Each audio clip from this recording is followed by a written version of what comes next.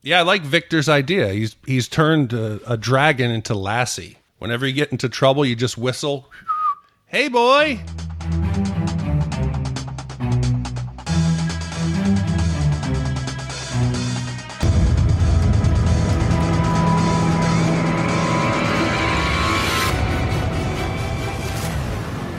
Welcome back to On the Throne, the Shout on TV podcast, unofficial companion piece to the incomparable HBO series, Game of Thrones. I'm one of your hosts, Gene Lyons. Alongside me is my co-host, Big D, Dick Ebert. Good evening. And this is our fan email episode where we look back at the week's episode of Game of Thrones and provide our feedback on the top listener emails for the week, all part of a segment we call The Small Council. This week's episode was entitled Eastwatch. You listened to our ideas on Tuesday's Deep Dive, and now it's our turn to hear from you. Yeah, I like these emails. We got some strange listeners, and it's exciting. It's nice to see people putting in the work, and I'm excited to get some feedback on these and see what you think of them as well. Yeah, after the ass kicking we got on Twitter today, it was nice to return to the safe confines of our castle and go deep into the chambers to go through these rather thoughtful emails. Just so you know, Big D lobbied hard for a lot of these, so it's going to be an expanded episode of the Small Council. I think we have some great emails, a lot of unique takes. Not everything is positive. Some people have issues, and some of our writers brought that up. All right, without further ado, Big D, let's tear right into the Small Council. Shame! Shame! Shame! All right, our first Small Council missive comes from Stas from Kiev. It says, "Hey guys, I just want to point out a quick point that came into my mind after your deep dive. You mentioned that Jon is Targaryen and Targaryens don't get along with Baratheons. However, if you look at where the history of Westeros begins, you'll see stories of Aegon and his trusted friend, Orys Baratheon. Orys Baratheon was the founder of House Baratheon, as well as the commander of Aegon the Conqueror's army. The first ever hand of the king to Aegon, his bastard half-brother, and his closest friend and ally. This brings a whole new dynamic to Jon and Gendry's friendship, because while Ned and Robert led a revolution, Aegon and Orys established the world of Westeros as we know it. Maybe it's possible that while Jon and Gendry's alliance may somewhat mirror Robert and Ned, it's actually a callback to the founders of Westeros. The alliance of Targaryen and Baratheon may not be that bad after all." Yeah, so they may have had a good relationship in the past, but Dany's resentment and lack of trust for the Baratheons/Lannisters, originated with Jaime stabbing her father in the back. So whatever was, good in the past, I don't think she's going to remember anything more than just the Kingslayer. I do think, however, Stas, that this kind of points back again to we talk about these cycles that the show seems to be really obsessed with in season 7, where there are waves of repetition. Again, this idea of generation after generation and being caught in loops. And a lot of the emails that we received this week reflect that. So thanks for writing in, Stas. Our next email comes from Cassie Ray. And Cassie Ray writes, "Hey guys, I'm hoping you can settle a debate that I had tonight with my fiance. Everyone, including myself, says that Jon has more claim because he's Rhaegar's last living son.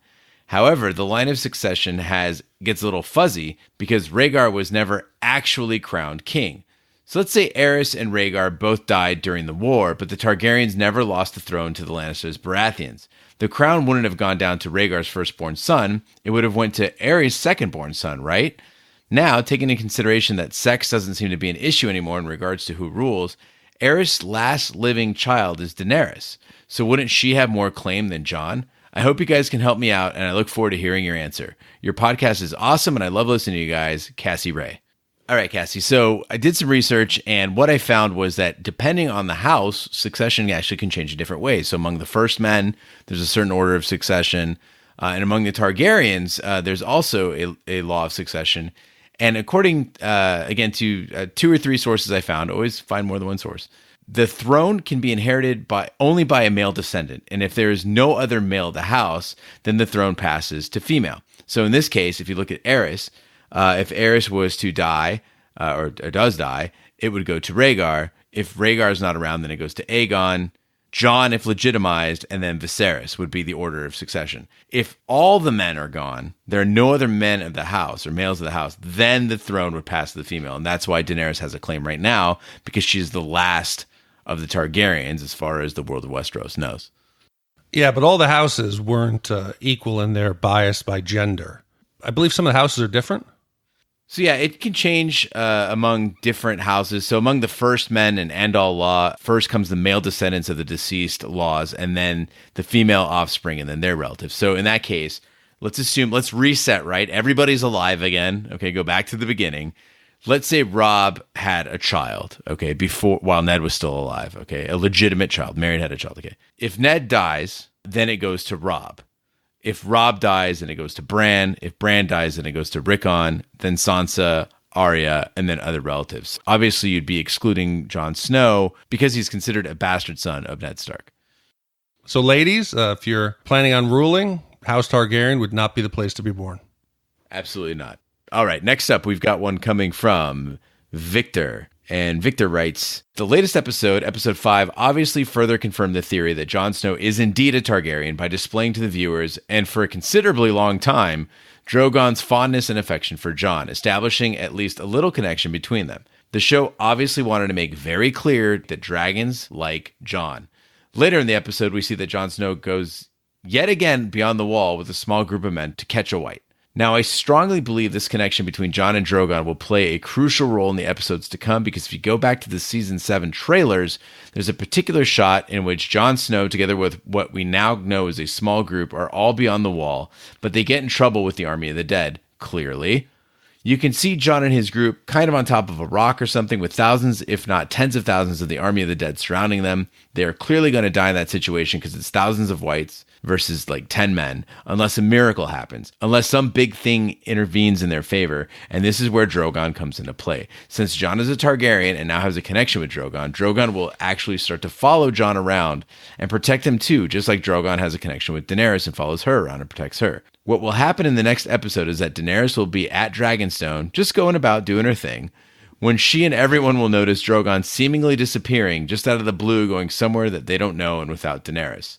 Then, Jon Snow and his group will be hopeless on top of that rock, having accepted death and just waiting to die, while surrounded by the army of the dead, when Drogon will Deus Ex Machina show up out of nowhere beyond the wall, burn up thousands of whites, and take Jon Snow to safety. A replay of what Drogon did when Daenerys was trapped by the Sons of the Harpy in the Colosseum.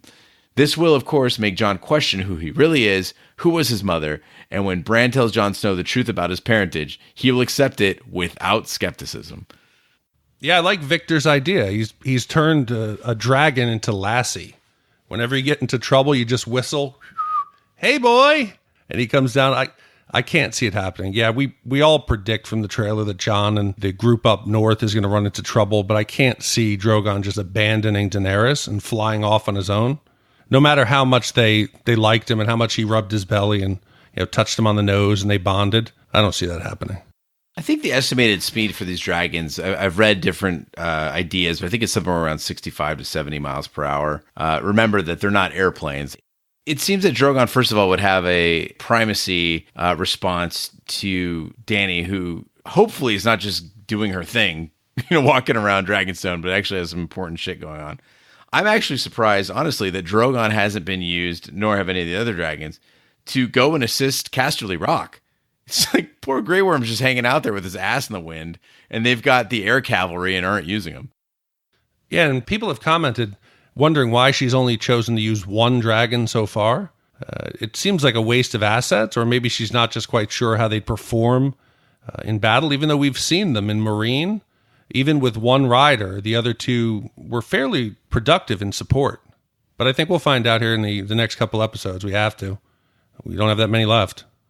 Victor, I do agree with you that, based on everything that we've seen, Jon's going to end up in a pretty hairy predicament. I think as soon as we saw that gate open up at Eastwatch and they go north, that we knew things would not end well for many of that party. I just don't know if a dragon's going to swoop into the rescue. But thanks for writing in. Next up, we have one from Ashley, and Ashley writes, Jon's story is the song of ice and fire. In truth, he is the ice dragon. He is of both Stark and Targaryen blood. He is born from the north and has the fire of the south. He is obviously the second rider alongside his aunt, and that little meeting with Drogon, I think, confirms that in this episode. That being said, everyone is pretty much leaning toward Tyrion as a third dragon rider. All three, Jon, Dany, and Tyrion, are outcast for various reasons. Their mothers all died in childbirth, Joanna Lannister, Lyanna Stark, and Rhaella Targaryen.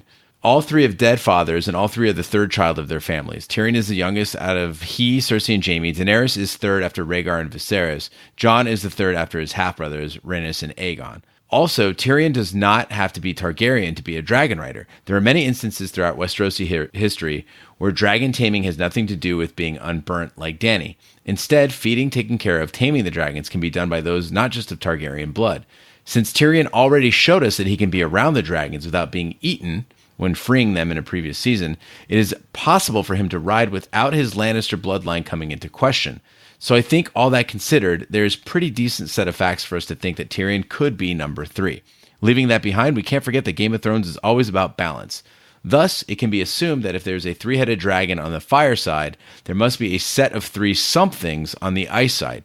The Night King is one, but who are the other 2? Could it be Bran? Will they have dragons? There already is a lot of basis to believe that there's an ice dragon in the wall that will be born when it comes down. Also, in other stories written by Martin, specifically the story The Ice Dragon, an ice dragon melts into water and makes a frozen pond. Winterfell hosts a pretty big frozen pond. Could there be a dragon there?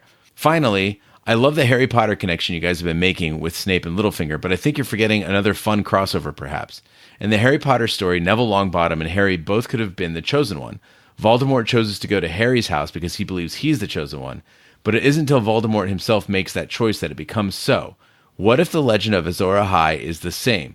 It's been made clear that the prince or princess promised thanks to Melisandre's translation assistance.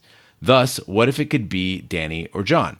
Maybe it'll come down to who is willing to make the sacrifice of their Nessa Nessa. After all, the support for both being the one that is promised is pretty strong, and that is the point. Maybe it'll all come down to who makes the decision to sacrifice the one they love. They both have the potential, but it will come down to choice. In essence, the real Azor Ahai will become the one that is promised due to their choice to do so. And that comes from Ashley, Houston, Texas, who writes, "Until then, we'll prep for the long night." So I enjoy this. I remember telling friends who hadn't watched the show early on, who hate the genre of fantasy, of medieval and Dungeons and Dragons, and didn't like it. And I said, man, this show's not about that. This show is about intrigue. It's power play. I said, do you like House of Cards? Do you like that political drama of fighting for power? I said, that's what this show is. And then they slowly start dripping in the fantasy. Granted, we see a white and a White Walker in the first episode, but it's quick. How long did we go with very little magic and only hints of it to now we're at the point talking about frozen dragons, sets of dragons, who's going to ride the dragons, all mystical. It's become a completely different show, and I love it. But do you think the show would have been this popular if you started off with who's the dragon rider and people flying around burning troops? Would it have been as popular with the general TV public? I mean, I think for a lot of people, when the show started out, that's actually what they expected, right? That's Game of Thrones is what they expected, and that's why it had to creep up in the ratings until finally it exploded.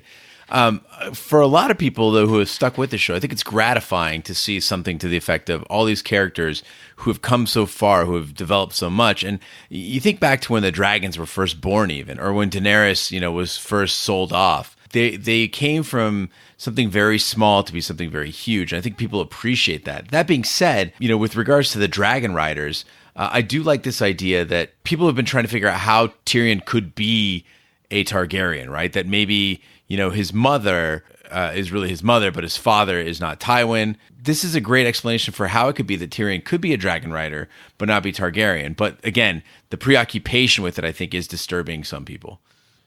So book readers will know that there's been some rumors about liberties that were taken possibly on Joanna Lannister's their wedding night. So it's possible, but I'm not too concerned with who's going to be riding dragons. We got plenty more to worry about with the dead rising, and I like it.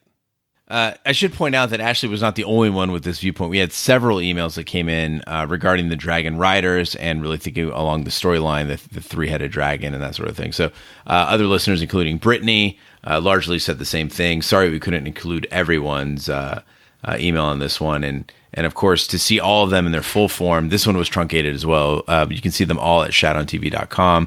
If you go to the Game of Thrones and then select the small council, you can see all these in their entirety and respond to them. So thanks, Ashley, for writing in. Next up, we've got one about Maggie's baby prophecy, which was a really hot topic this week. And this one comes from a regular on the show. Nick B writes, "Gents, depending on how you feel about prophecy, I think Cersei's baby bump revelation has some huge implications.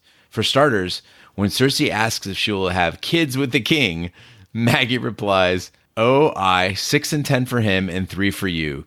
Gold shall be their crowns and gold their shrouds. And when your tears have drowned you, the Valonqar shall wrap his hands about your pale white throat and choke the life from you.' I'm going to say that this prophecy covers all of Cersei's children, regardless of the baby's daddy. This is because Jaime was the father of 3 children with hair of gold, despite Cersei asking about children she would have with the king. So the prophecy clearly covers children sired by Jaime. With that in mind, here are options I see panning out. 1. Cersei is not pregnant and is only telling this to Jaime to manipulate him to her desires. This would end poorly for Cersei when the truth comes out. However, she mentioned that if she's going to die, she would rather die fighting. So I don't think this is anything sacred or off the table when it comes to her doing what she must. Would this betrayal be enough to have Jaime choke the life from her? 2. Cersei is pregnant, but won't carry the child to term. The most interesting part of this theory would be that Cersei would essentially have a best if used by date. If she knows she won't have more children, she knows that if she tries to carry the child to term, she will die before the birth, 9 months max. So she knows that she will either lose the child or she will die before it is born. Would the death of Cersei and a child Jaime would call his own be too much? I don't think Jaime could take more loss. He would die with them. What do you guys think? I'm on the side that Cersei is evil and she is emotionally divested in Jaime and is using his love against him. That comes from Nick B. Yeah, so there's been a lot of discussion about the prophecy and about the 3 children that were foretold. And people call bullshit because in the show, in season 1, when Cersei's trying to console Catelyn, she talks about her young child with Robert that had black hair. And the question was brought up to the writer, Brian Cogman. And they said, how does this work within the world of the prophecy? Because you've shown the prophecy on screen now. How do you reconcile that? And they officially answer at the writers as saying that first child does not count against the prophecy because he died so young in the cradle. So the 3 here, I'm leaning towards Cersei does not make it to full term. And as horrific as it sounds, maybe dies with child. It's strange to consider that, from a writer's standpoint, that they would say, oh, this baby died in the cradle and therefore is not legit, only because of the fact that anybody who's, experienced motherhood or has been around a mother would say that the child feels very real far before it's even born. And then, I have relatives and friends who have miscarried and they still refer to that as, that they lost a child essentially. So it is a weird thing, but that's their opinion. And so that's the way we should hold the count. We should honor that. With regards to Cersei's belief here, I think an avenue that people haven't explored is that Cersei might see this as overcoming the prophecy, rather, that she was told that she would only have 3 and that those 3 would die. And here she goes, well, if this part of the prophecy is false, then maybe all of it is false. Maybe the prophecy is bullshit. Yeah, I like that take, that it could give her hope. For many years, you think back to the day when she heard the prophecy, and as it slowly became true, she seemed like her fate was set. The ink was dry, and she was doomed. This pregnancy, if it is real, could seem like that potential glimmer of hope. And if that hope somehow is snuffed out, I think there goes any hope of Cersei staying sane and not going off the deep end. I do love the cynicism of the audience, though, in that it never even occurred to me when she made her pregnancy announcement to Jaime that she could be lying. I was like, oh, okay, let's try to figure this out. Is it Euron the dad? Is Jaime the dad? Or what's the story here? It never once entered my mind that she's actually just lying. No, and the show has not shied away from killing unborn children at the Red Wedding or newborn children with Ramsay feeding them to the dogs. So with this show, you never know, but it could be any of the possibilities. Thanks for writing in. The next one is a phenomenal email. This one comes in from Johnny D in London. And it's about, I'll let you figure out what it's about. It says, hi, guys. I love the pod, but I feel like you missed the most important aspect of the Game of Thrones. Which of the key characters would have the best stag do? The stag party for you predominantly American listeners. I've broken this down below, and I can only come to the conclusion that Tyrion must end Game of Thrones on the Iron Throne for having the best stag do. So we're going to do a rundown of bachelor parties for these guys. So the first one is Jaime. His is rated as really tragic and terrible stag do. Here's who would be invited. Qyburn is one creepy older guy who has a weird relationship with Jaime's fiance. Next up is Gregor Clegane, even creepier, massive bloke who doesn't speak ever and just gets in random fights. Then you'd invite Bronn, the best man, who his fiance absolutely hates, but he has to be invited because he's saved his life a few times. His speech at the wedding will be hilarious but inappropriate. His brother and fiance don't get along, so his brother isn't invited because he doesn't want to upset the fiance. And the fiance, being Cersei, doesn't let him stay out late. The conclusion, shambles, no mates, should have gone bros before hoes a long time ago. Next up, we've got Jon's stag do. Mixed bag is the rating. So here are the invitees. Bran, the emo younger brother who has no interest in marriage because love and happiness are illusions, and anyway, we're not really brothers. Sir Davos, great man to have, a bit older, but he knows how to get you into, i.e. smuggle you into, all the clubs. Probably saves the day when the best man inevitably shits the bed. Good for anyone struggling to, quote, rise to the occasion with some fermented crab. Excellent wingman. Gendry, the younger guy who always goes way too hard, tries to impress everyone, and is super impressionable. Tormund, slightly weird friend of Jon's, quote, from work, who isn't mates with anyone else and obsessed with finding large women. Drinks weird stuff. Sam, he's the best man who doesn't really like going out, probably arranges a life drawing class of a man by accident, or Celine Dion for the activity part of the weekend. Tyrion, excellent man to have at any stag do, the god of tits and wine. Littlefinger, that one sly mate who's always trying to shag his sister or step-mum. Horrible bloke. A few new mates seemingly hastily acquired just to flesh out the numbers. Conclusion, too big a party, too many weak links, party has too diverse interests, and Jon is left trying to figure out his own stag do. And finally, Tyrion.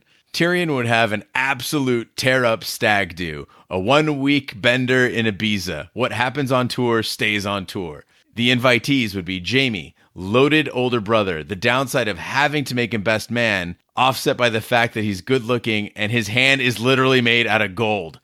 Desperately needs to let off steam, so he'll be super pumped for it. Grey Worm, who now loves telling jokes and also is very handy to have around if it kicks off with any other stag do's. Bronn, who probably knows all the best strip clubs. Mormont is a bit serious and a bit old, but can match everyone drink for drink. High pain threshold means he knows how to get through a hangover. Varys, the fixer, can get you anything you need, especially whores. Theon, used to be a philanderer, but now limited to wingman duties, a useful straight man. Jon, generally brooding, probably takes a while to get warmed up, but girls love him because he's so damned handsome. He only wants to talk about global warming, though, so best suited to loud nightclubs.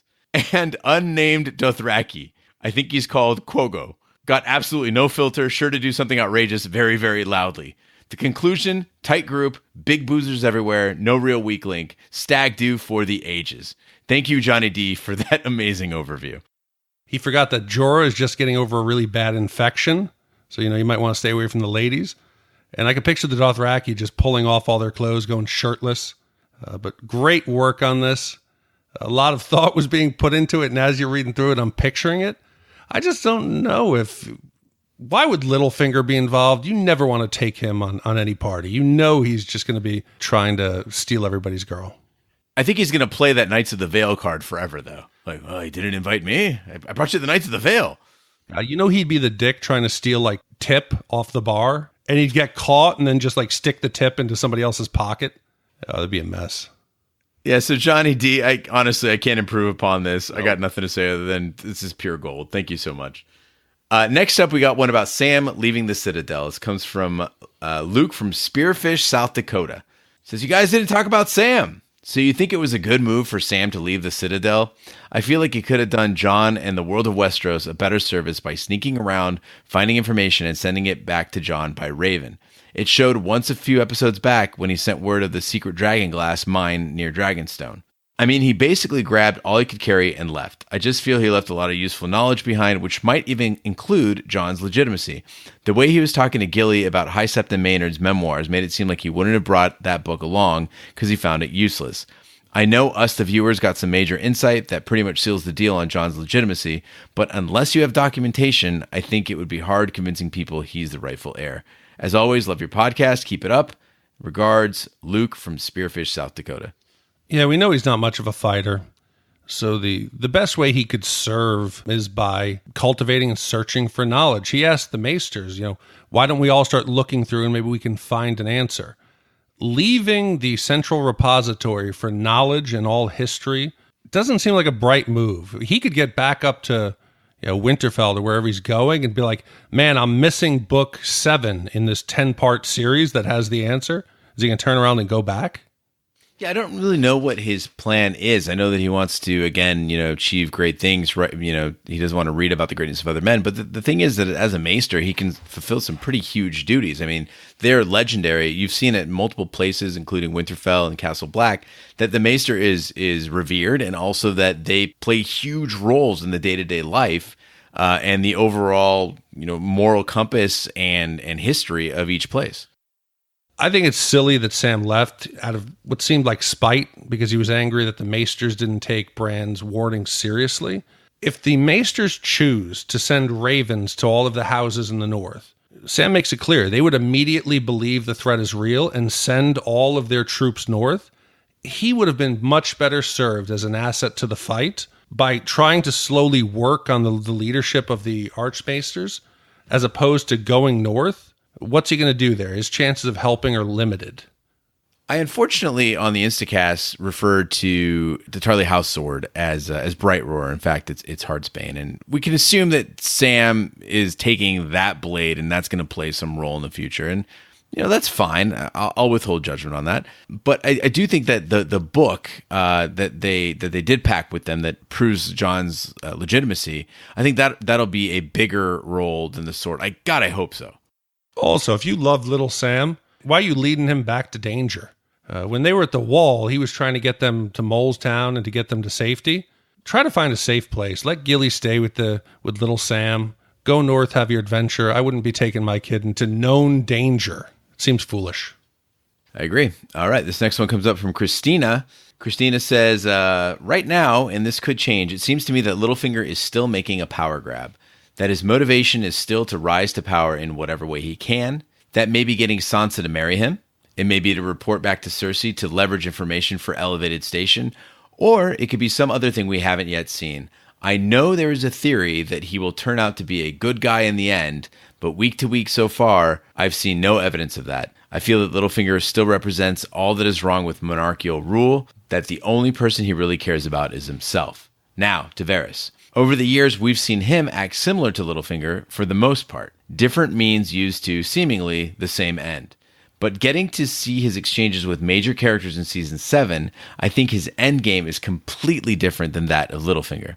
First, Varys' history being born a slave and sold off to a sorcerer for a large sum of money. Admittedly, he does not like anything to do with sorcery or witchcraft as a result of the ritual performed using his severed genitalia. He also spends his life rising to greater and greater station and prominence until he finds himself next to a king serving as his master of whispers. In the Season 7 dialogue with Daenerys, he says that it is not true that his allegiance has changed depending on who sat on the throne. He tells us for the first time what I think his true motivation to be. He says that he has always been in favor of what is best for the people of Westeros. He talks a bit about his past and how he sees the masses trampled by the games of the rich and powerful.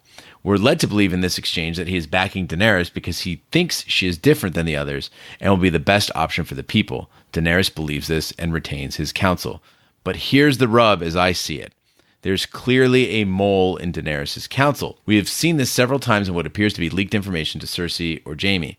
You guys have spoken about it at length on your podcast. I agree with you that the mole is likely Varys. This led me to question why that would be. Why not help Daenerys get rid of Cersei, knowing what a horrible queen Cersei is and will continue to be? Why not unseat her for a better queen? He knows that for the most part, Daenerys has a heart and will likely be just. I think it's because Varys wants no monarchy at all in Westeros. I think he wants a democracy of the people, by the people, for the people. If he is the mole in Daenerys' council, this explains why. Not only would his sale and castration have turned him against witchcraft, but also against subjugation of the poor by the rich, the powerless by the powerful. Wouldn't the greatest screw you to it all be that the boy whose genitals were severed and offered to the Lord of Light becomes the man who gives power to the people?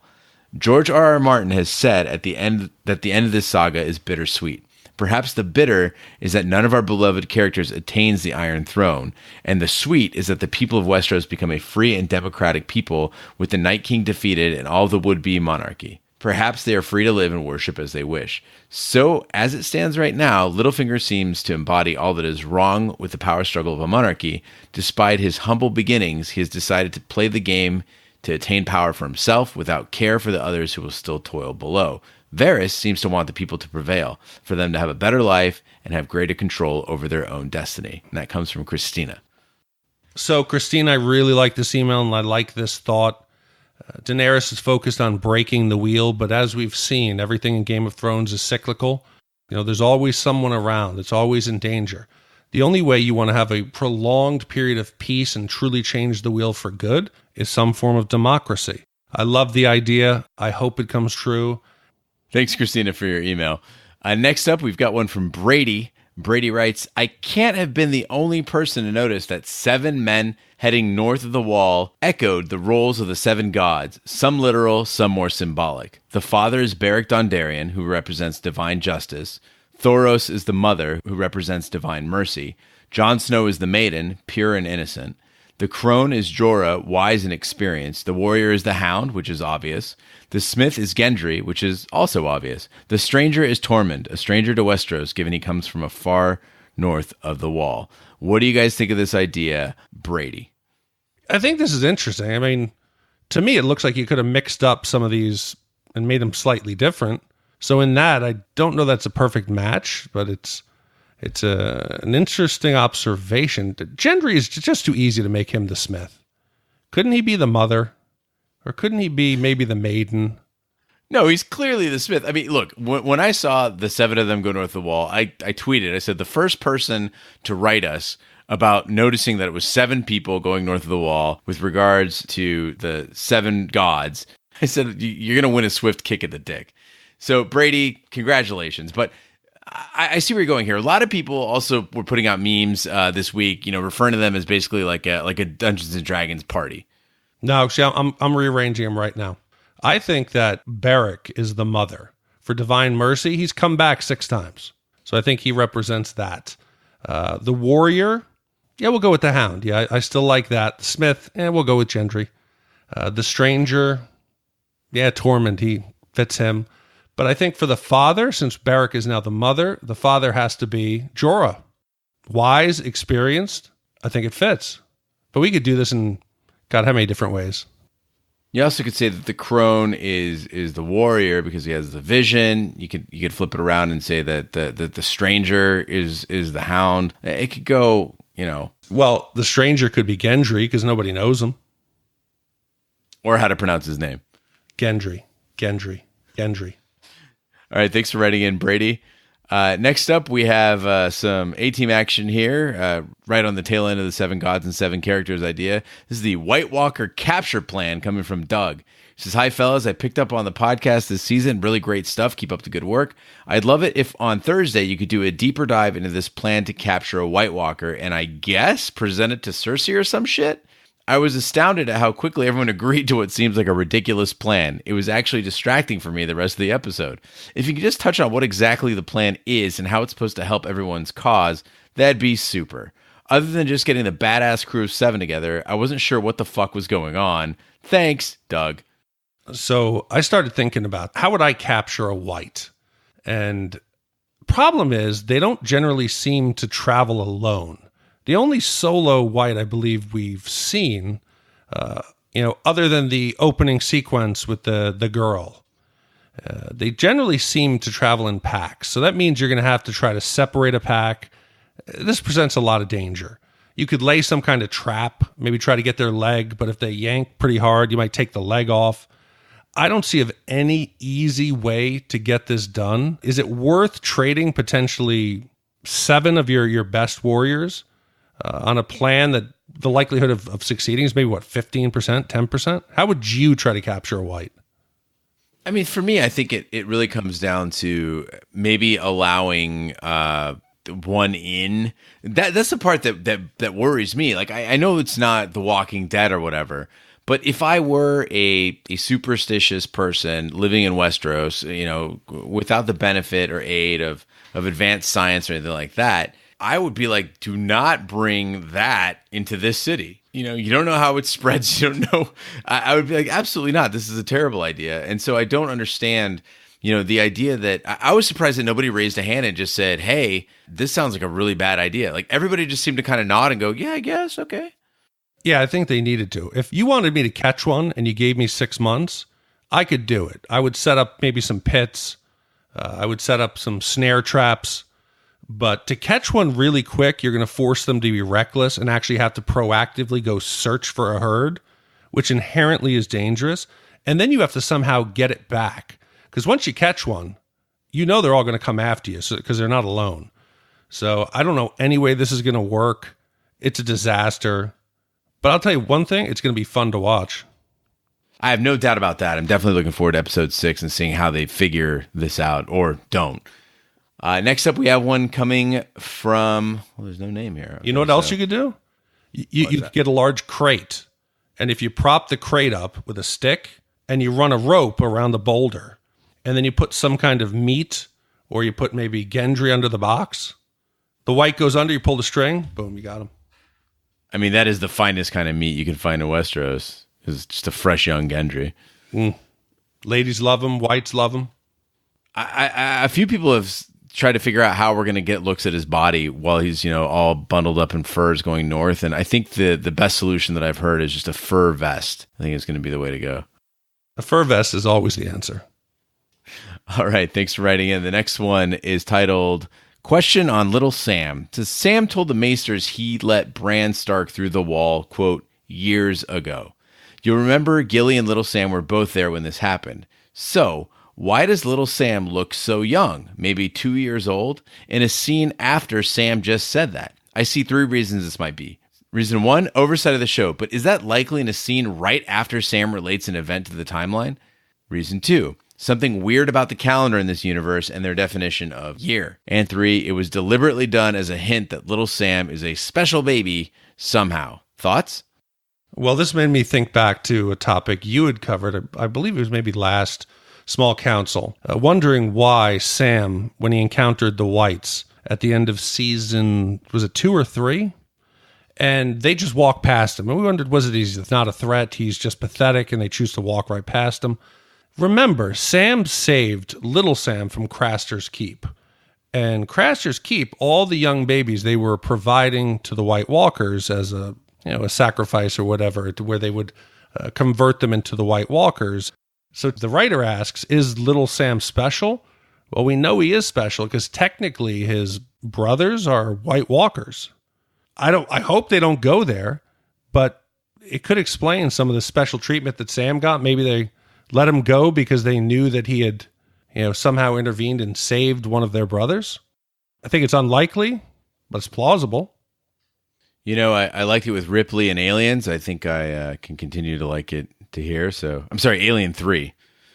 So I think I continue to like it here. It's an interesting idea, though. We've talked about in Westeros and in this universe, in this world, time seasons are not identical each year. So you have long winters, long summers, and we know that we're going into a long winter here. So if anything, it would seem that after a couple of years would be a longer time, especially this last couple of years. But I think it was probably just an oversight. They're like, baby, toddler, whatever. No, I think Sam's special. Little baby Sam. All right. Thanks a lot. Next one comes up from the Whiteboardist. This is good evening, hosts. I've been following your podcast since Westworld, and as soon as I finished watching this week's episode, I thought to myself, Big D is going to have a fit over this one. C:/analysismode.exe.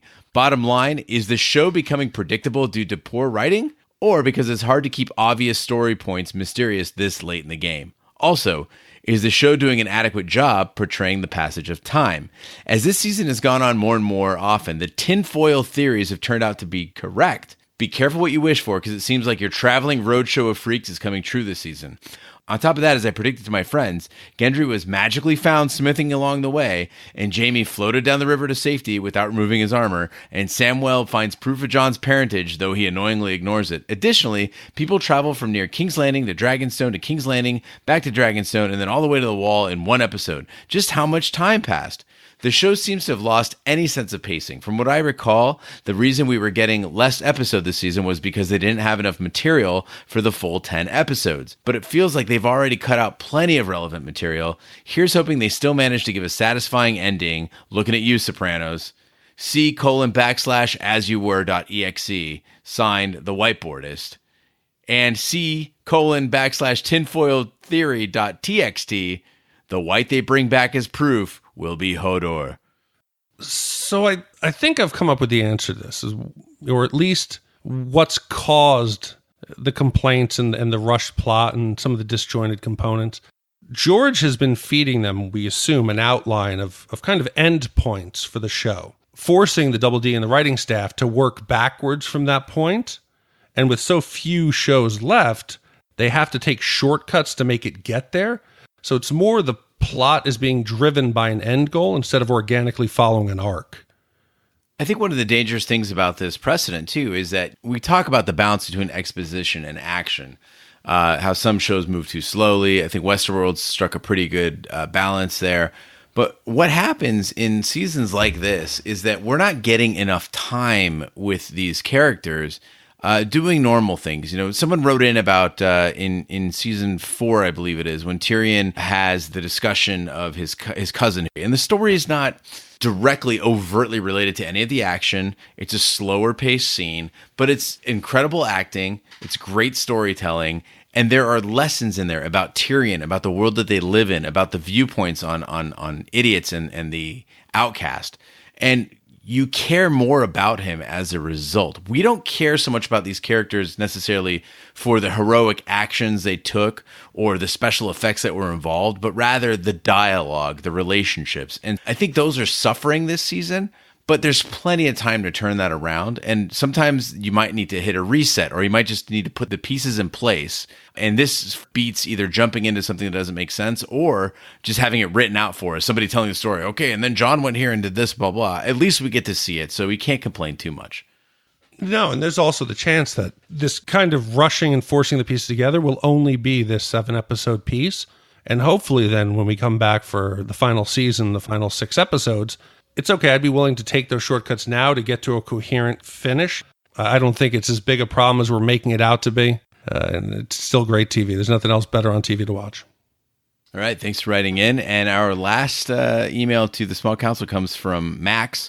Max writes, "Hey guys, while thinking about how Jon is going to capture a White Walker, I caught myself trying to remember how someone turns into a Walker. Do they have to be killed by a Walker or actually resurrected? If you turn by just being killed by a Walker, I could see a situation where someone puts himself in a cage as a sacrifice. As soon as the sacrifice is killed, they could drag the cage back to the wall. The question is, who would sacrifice themselves?" And that's from Max. Man, I like this idea. You know who would make a great sacrifice? Either one of the red shirts or a blacksmith from King's Landing. It's terrible. So here's the thing: is no, you don't have to be killed by a white, because you see the dead can die from various ways. I saw at Hardhome, and they can still be brought back. It's an active movement by the Night King, and I believe that also by the White Walkers. But the whites themselves, I feel more that they're, it's not a disease. It's not like The Walking Dead. This is magic. It used to be in the past that they would only reanimate if they died north of the wall. But as the series went on, I think there was a couple cases, even when we had the wildlings attack Castle Black and there was a lot of dead, they piled them up and burned them out of fear that even though they were on the southern side of the wall, that they could reanimate, especially after the Lord Commander was attacked by a reanimating white within Castle Black. This idea, as terrible as it sounds, right? It's horrible. The idea that you would take a red shirt, no one's going to volunteer for it. But in the end, sacrificing one person, you take the cage north of the wall, you put him in it, you kill him, you've trapped your white, you go south, you're not risking 7 of our most beloved characters. It's horrible to say, but doesn't the sacrifice make sense? I don't think it makes sense at all in the sense that just because somebody dies doesn't mean that they're reanimated. We see at Hardhome that it's a conscious decision by the Night King to reanimate them. So it's not like just by virtue of death you're going to be reanimated. But I still would take the chance. I would Jesus Christ. Hold on. I would take the box on the other side. You'd have to try it. You kill him, maybe give it 2 or 3 hours. If it doesn't work, you go north. Either way, you're going to lose a lot of your men. I would at least try to sacrifice just one. To all the men who served with Big D in the air assault, you are braver men than I, and let's just be glad that he wasn't an officer. Well, we didn't have to deal with zombies or the dead coming back. All right. Thanks, Max, for writing in, and thanks, everyone, for your incredible emails. Again, we are just swimming in email. They're coming in Sunday as soon as the episode ends, before the Instacast even gets out. They continue through Monday. They just pile on lots of powerful stuff, deep looks into the books. I encourage everybody to go look at them at shadowntv.com. Contribute your own voice to it. Let us know what you think. There's a lot of just a wealth of research being done, and we will make it a point to respond to everyone and get your letters and emails up on the website as soon as possible. Yeah, I feel guilty as we were sitting here reading these, because there's so many that we don't read that I want to respond. People put a lot of effort into it. And I'm going to try to go back through. It's just tough with the frantic schedule of recording, editing, putting out, watching, rewatching.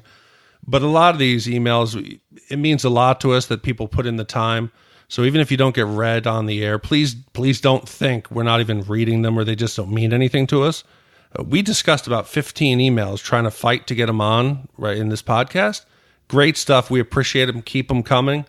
And we really appreciate you making the effort. All right, and now it's the time of the show where you take pot shots at us. This is the Actually segment.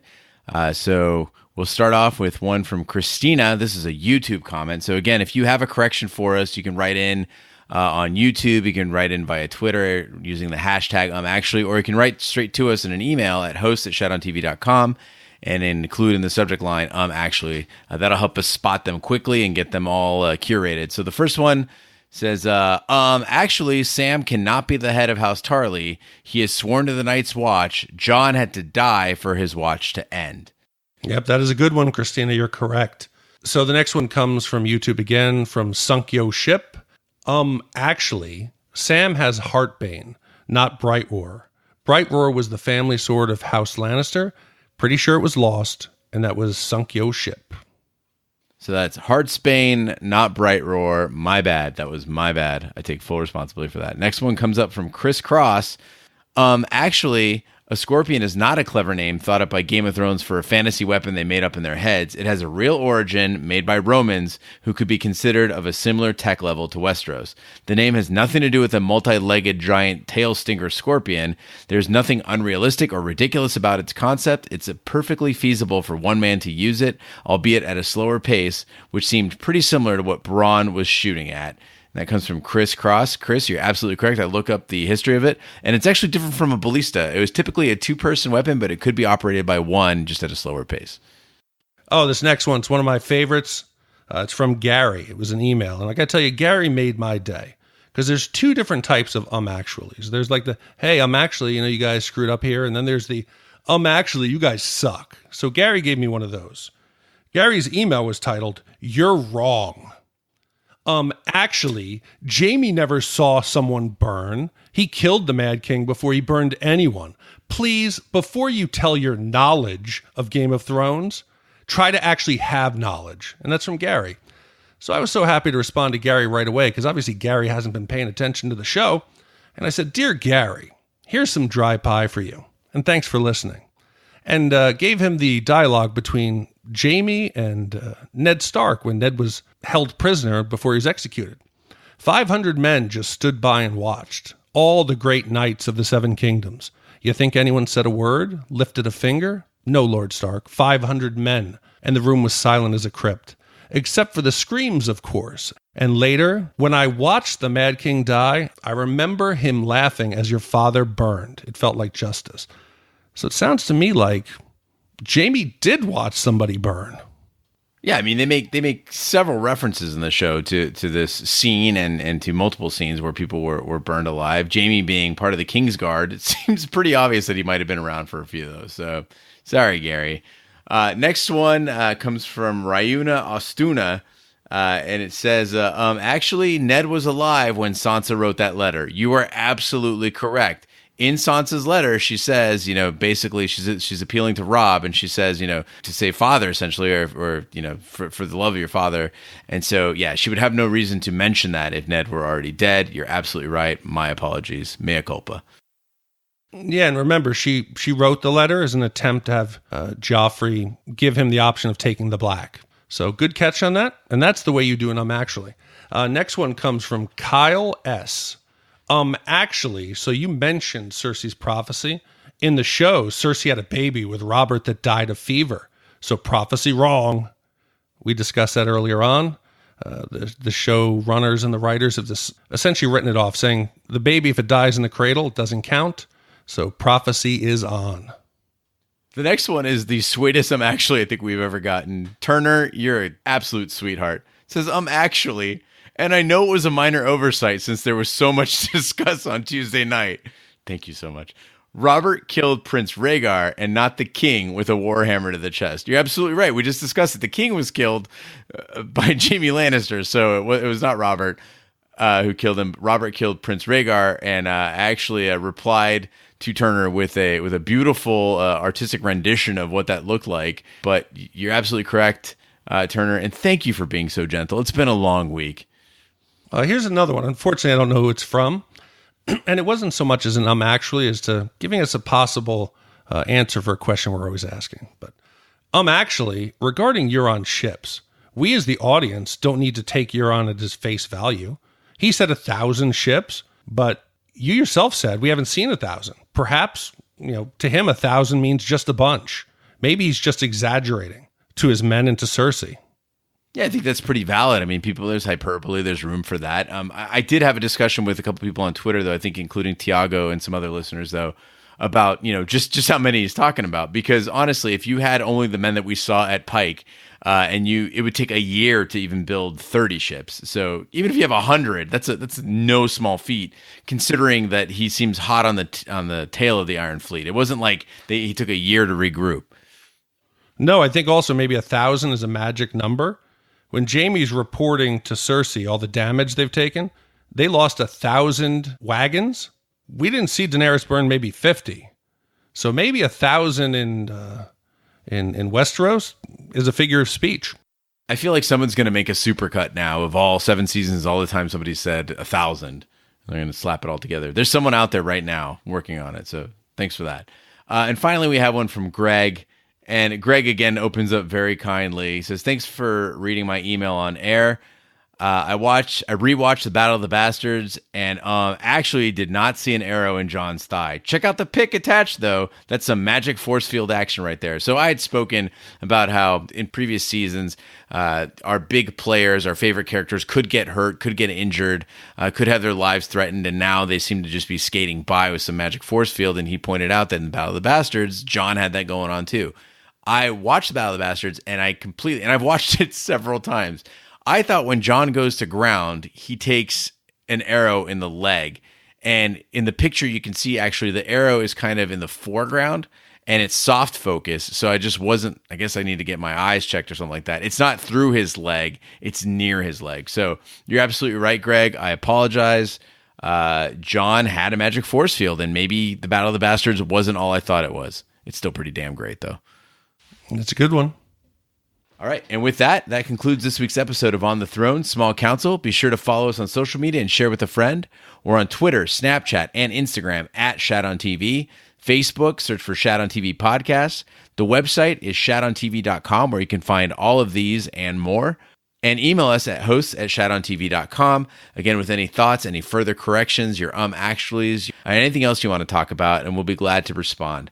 We're everywhere fine podcasts can be found, including iTunes, Google Play, Stitcher, and YouTube. Be sure to subscribe, and if you stop by iTunes, please do leave a review that helps the podcast grow. Finally, if you like Shat on TV, check out our sister podcast, Shat the Movies, where we review the best 80s and 90s movie from our childhood that you, the audience, vote for. Check out all that information at shatthemovies.com. And that one's been on repeats for a while, but we are coming up with Top Gun in the very near future.